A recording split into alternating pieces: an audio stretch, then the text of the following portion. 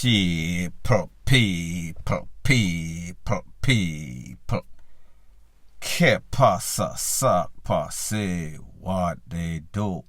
Welcome to Crime Time News, where the difference is in the meds. Call it news with a buzz. This one is called Do Not Trust Any Jamaican Company unless they come with high recommendation, unless you have vetted them, unless you can validate or verify that they are legitimate companies. Here is the tricky part. A lot of these companies that start out legitimate, after a while, them get greedy. After a while, them get corrupt. Especially these people from uptown that realize, say, if me come from uptown and rob people millions of dollars, all I really need to do is get a good lawyer and the system is going to play in my favor. The system is for uptown, and the uptown people realize how them can manipulate the system, so therefore thief your money, scam your money, and then never do a day in a jail. Yes, they might get arrested. Yes, they might get to go to court and have some sorts of case. However, the system, because of the judges and these defense lawyers in these body club, can almost guarantee that they are probably going to get a slap on the wrist, if that much. I am speaking about a set of friends that are from Florida. They decide that they want to go on vacation. More than 5-6 of them are so. Somebody contacted them and said, I go up on vacation before and I use this company. This company is run by a person known as Kenisha Burrell. Name of the company, Kenisha VK Booking G. This company is also registered in Florida. So the people them say, alright, if she registered in Florida, she must be legitimate, because the people them in Florida, the relevant authority, if you scam people, they are going to make sure them lock you up and send you go to jail. You are going to be responsible for whatever deeds you do. Not so in Jamaica. So therefore, somebody actually recommended these people to that lady. So the people sent a deposit. The amount was less than 7,000. Deposit maybe about 4,000 or so. So they sent the money and then they contacted the agent again. Kenisha Burrell. Picture on your screen as I speak. Them say, alright, we want to go on this, go on that, Duns River, Dolphins Cove, whatever. She say, yeah man, I have the package. Of course, scammers, they always have anything that you want, and that them are going to promise you. However, delivery is something different. Days pass, all of the deposit, all of the money were sent. These people were excited because they were coming to Jamaica, where most of them are from. They were going to have a grand time. They were expecting that their hotel or Airbnb was going to be booked. Everything is going to be okie-dory. A day or so before they were to come to Jamaica, them get that phone call that most persons going on vacation would dread. That their room was not going to be available, or rooms were not going to be available. There was some sorts of overbooking, inconvenience. However, the day after they reach, or the next day, everything is going to be into place. People were upset, but them say, stuff happen, nobody's perfect. They left, they came to Jamaica. They made arrangements for that one day, knowing that tomorrow everything is going to be well. When tomorrow come, or when them contact this lady, no sorts of nothing. She is working on it. She'll give them a whole bunch of cock and bull and Nancy story Said this I got happen, that I got happen. It's just that this happen. People, you know when people are bullshittingu, it sounds like a whole bunch of stories, but there is no sorts of sense. It does not make any sorts of rational. So people, I am going to let you hear from one of those victims explaining everything in intricate details of what happened, and then I am going to give my piece. So my best friend's 30th birthday, we decided to have a celebration. So the vacation was supposed to be from the 27th of July to August 2nd. Miss Burrell reached out to us and stated that for the 27th, the reservation was not going to be available. There was some type of mix-up in the system. However, for the remainder of the trip, which would be from the 28th through the 2nd, we would have our accommodations met. We were already, we were upset, but we said, you know what? Sometimes things like this do happen. So we went ahead, actually my best friend's husband, whose birthday it was, went ahead and booked a Airbnb just for that specific date. Got to Jamaica thinking everything was good.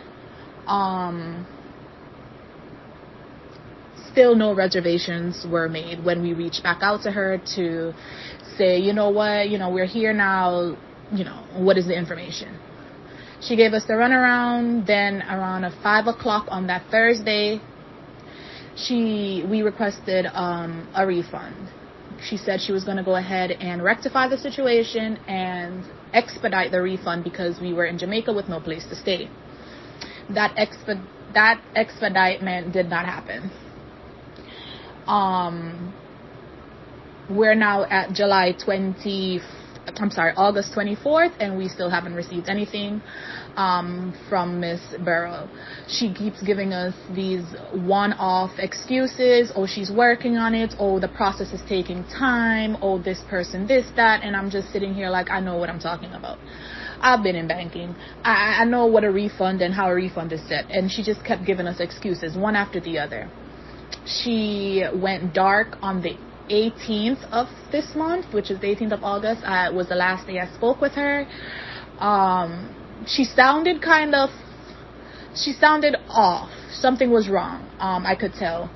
And the Saturday when I reached back out to her, because we were supposed to get that refund on Thursday and we didn't receive it, because she promised yet again that we were going to receive it on that Thursday and we didn't receive it. So reached back out to her again that Saturday. None of my messages were going through. None of my calls were going through. We all thought that she blocked us. So we started doing our investigation, and push comes to shove, we found out that Miss Burrell was indeed arrested on that Friday when the last day I spoke to her. So it's now coming out that she is taking persons' money, because it was at one point her business was legitimate. But what she's doing now is taking people's funds and not reserving and giving the persons what they paid for. In total, we spend with the excursions and the booking, it was supposed to be $6,695. So in total, that was almost $1 million Jamaican dollars, if not. And she has not given us not a penny, not a dime back. We've reached out to other persons, where she has done business with, because she was a referral, and they, as I said, they had their vacation, so we didn't think it was going to be a scam, but, leave it up to our bad luck, I guess, and the straw off the straw. We were indeed the ones that she scammed, and as the coming days come, we find out that we're not the only ones that she took funds from. Now people, just imagine you're coming to Jamaica, a group of people live overseas where order is kept. You come to Jamaica and get bucked up in a pure chaos. You were supposed to be booked from July 27th to August 2nd. You did not get none of those dates. You did not get anything that you were promised. However, you are in Jamaica stuck you will now have to come up with money again for something that you paid for. You requested a refund, which was supposed to be from a legitimate business that had some sorts of mishap. That refund was never granted. From about August 24th or so, the refund did not come. Still peer excuse. This lady went black, meaning she went missing. No sorts of communication, only to hear that Miss Kenisha Burrell of that agency was locked up for the same thing. So people, hence, this is why I tell you, a lot of these business, them start legitimate, then them get greedy, them get corrupt, then they go rogue. Because them realize, say, listen, me now have to send over the money to the people and we have the Airbnb, me can't keep everything for myself. So therefore, it is all profit, profit, profit. These people lost about $1 million. She was in court for a next case for about $1 million. So therefore, she came as a recommendation. People book her already. But it seems as if, like most Jamaicans, these uptown criminals, they start to live above their means. They try to keep up with the Joneses. Them a live a lifestyle that they cannot maintain based on the business that they are doing. So therefore, they decide they want to be criminals. So Mrs. Kenisha Burrell, the fact that you open an account in Florida, the fact that somebody assisted and aided and abetted you to get that establishment open and money was sent through there, we are going to contact the law enforcement in Florida, which is a different kettle of fish from Jamaica. So therefore, if you think so you can escape in Jamaica, don't worry. The arms of America law enforcement is long enough. We are going to make sure that whatever visa that you have, that visa is going to get revoked. So therefore, please contact these people. You've been in contact with them before and then you went MIA. Do something before something do you, and it will. Point blank and period. Further on in the news and continuing the theme of thieves and scammers in Jamaica. There's a business that is in St. Thomas. It is called Ricky's Wireless. They do phones, they do appliances, stuff like that. It is in Morant Bay, to be specific. This man also, when he can, he changes money, meaning US currency and pounds. He was contacted by phone by a person. That person told him that they had $5,000. He made arrangements to change that 5,000 US for Jamaican. When he changed the money, that person came back and said, you know, say, pay 5,000 or pay 1,000 you give me. So therefore, I want back my money. However, this was also a scam. This is what they do. Them change the money and then them come back and give back the Jamaican and take back the money. When you check your money, a whole bunch of counterfeit in there, it even short. So that is one scam that them was running. But the man tell them, say, listen, the money already gone. I am going to play the video of the man that came back the second time. The second time that he came back, he contacted the man on the phone again and him say, you know, say, my family drive truck overseas and him have 10,000 US where him want for change. The man called his worker, the owner of the business, and him check.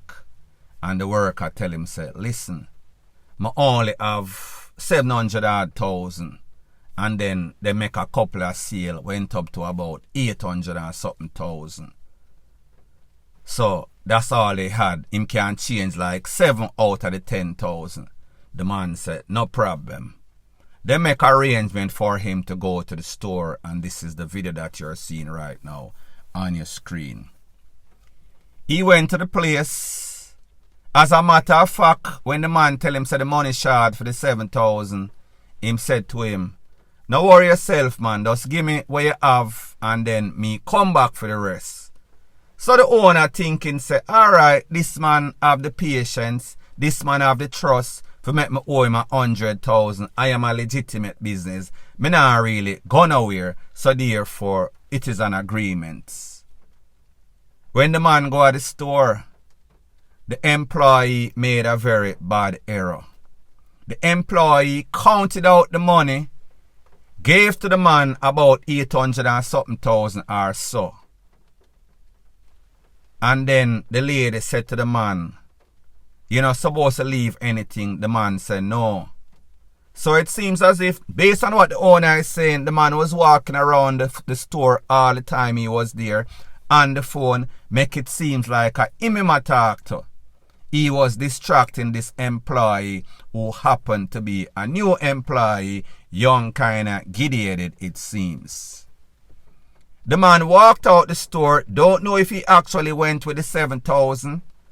Walked out the store without giving this lady the 7,000 after getting in excess of $700,000 to $800,000 out the door. Now when I spoke to this person, I said to myself, had that been my employee, I would have fired her immediately. Because first thing first, she not take no sorts of ID. She not photocopy no sorts of ID. She gave the man the money before he gave her the money. In any sorts of Western Union that you go, first thing them a do, them a take the money, them a check the money. As a matter of fact, them want verification or them want to know which part it come from. So therefore, any sorts of smuggling or chopper money. First thing first. And then them will give you the money, them will count it out. The first exchange is you getting that money from the person that is selling the US or the pound, putting it in a safe place and then giving them the equivalence, whatever that was. So therefore, that was an error that the person made.